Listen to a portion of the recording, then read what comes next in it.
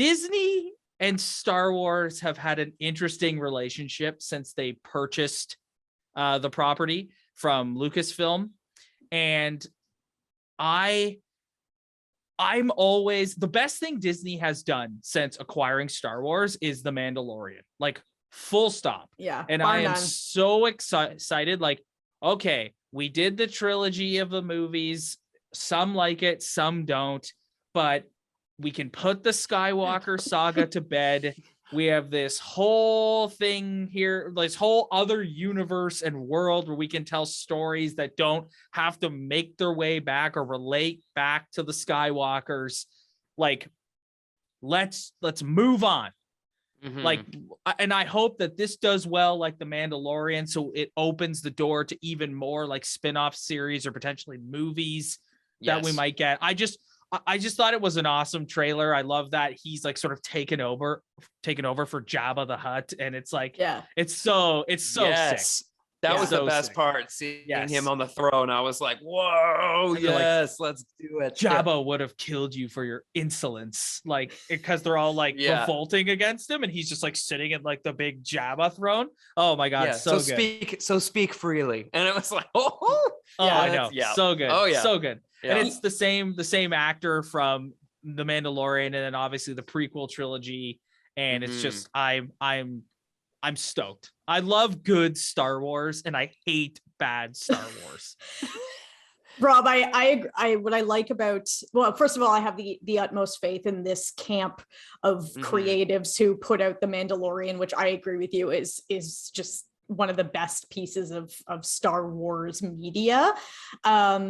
I just like that we're getting away from stories that have implications of intergalactic proportions all the time. Like, it's like we can take these smaller stories and these more peripheral characters and continue to build on the expansive universe that is Star Wars.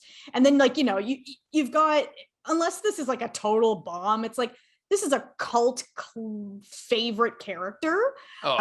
So yeah, like this has a built-in audience right from the get-go, more than The Mandalorian did, but then you add in the goodwill that has been built up over The Mandalorian. I was pretty stoked when I watched this trailer today too. Yeah, I think there's, I was gonna say there's something to be said for the fact that there's obviously the original three that everybody kind of holds dear. There's some people that kind of poo-pooed Jedi when it came out at the time, but now compared to some of the other ones that were not so favorable, it looks beautiful.